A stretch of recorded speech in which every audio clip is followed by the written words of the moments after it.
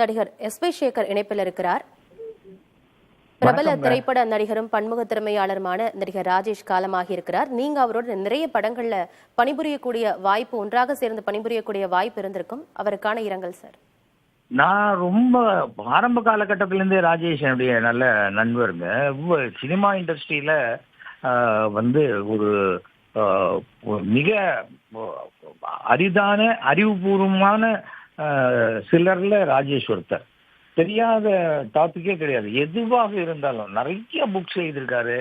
அப்புறம் அவர் கிறிஸ்டியனாக இருந்தால் கூட ஒரு ஜோதிடத்தின் மேல மிக அபிவிருதமான நம்பிக்கையும் அப்படி ஜோதிடம் பார்க்கிறவரும். நான் சொல்லுவேன், உங்களை மாதிரியே 2-3 பேர் எனக்கு கிறிஸ்டியன்ஸ் பிரமாதமா ஜோசியம் பார்க்குறவங்க தெரியும் ராஜேஷ் அப்படின்னு.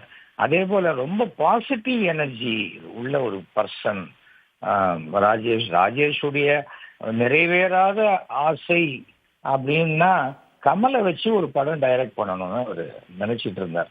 அதுக்குண்டான முயற்சிகள்லாம் செய்தார். ஆனா அதை தாண்டி சமீப காலமாக ஆன்மீகத்திலையும் அஸ்ட்ராலஜிலையும் எவ்வளவு பேர் எனக்கு ஃபோன் பண்ணுவாங்க, சார் கொஞ்சம் ராஜேஷ் நம்பர் கொடுங்க சார், அவர்கிட்ட பேசணும் சார், எனக்கு எப்படியாவது கொஞ்சம் கைடன்ஸ் வாங்கிக்கணும் சார் அப்படின்னு. கொஞ்சம் பிசிக்கலா கொஞ்சம் உடம்பு சரியில்லாம இருந்ததே ஒழிய இப்படி ஒரு திடீர்னு ஒரு அதிர்ச்சியை கொடுத்துட்டு போவான்னு நினைக்கல. நேற்றுக்கு நைட்டு ஒரு 7 மணிக்கு நான் அவருக்கு ஃபோன் பண்ணணும்னு நினைச்சு ஃபோன் எடுத்தேன். அதுக்குள்ள எங்க அம்மா பர்த்டேங்கிறதுனால அப்படியே அந்த ஃபங்க்ஷன் இதெல்லாம் மிஸ் பண்ணிட்டேன். கார்த்தால இப்படி ஒரு ஷாக்கிங் நியூஸ். மிகச்சிறந்த கலைஞன் அவர் தான் என்கிட்ட ஒரு தடவை சொன்னார், சேகர் நீங்க ஸ்டார், நான் ஆக்டர் அப்படின்னாரு. எனக்கு தெரியும் பாஸ் அப்படின்னு. அதாவது அந்த சின்னதா ஒரு அதுக்குள்ள இருக்கிற டிஃபரன்ஸ் கூட அப்படி சொல்லக்கூடியவர் அவர். அப்படிப்பட்டவர் மிகச்சிறந்த நடிகர்.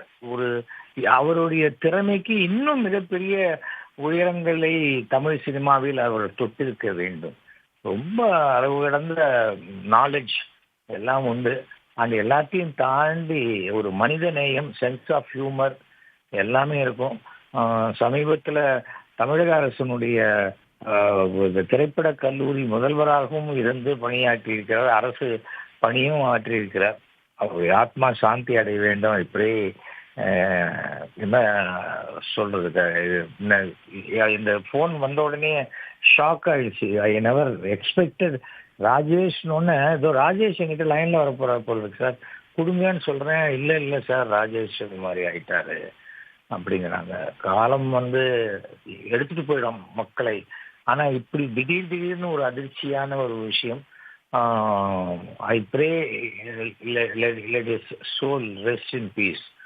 அவ்வளவுதான். அதுக்கு மேல நம்ம என்ன சொல்ல முடியும் சொல்ல. ஆனால் ராஜேஷனுடைய படைப்புகள், ராஜேஷுடைய எழுத்துக்கள், ராஜேஷ் பேசிய யூடியூப்ல இருக்கிறது, இந்த நெட் இருக்கிற வரைக்கும் அது இருந்து கொண்டிருக்கும். அந்த வழியாக ராஜேஷ் சினிமா உள்ளவரை ராஜேஷ் வாழ்ந்து கொண்டிருப்பார். அவருடைய ஆத்மா சாந்தி அடைய வேண்டும் என்று பிரார்த்திக்கிறேன். நடிகர், பன்முக கலைஞர் மட்டுமின்றி மனிதநேயம் மிக்க நபரும் கூட அவர். இணைப்பில் அவருடைய நினைவலைகளை பகிர்ந்து கொண்டமைக்கு நன்றி திரு எஸ்.வி. சேகர்.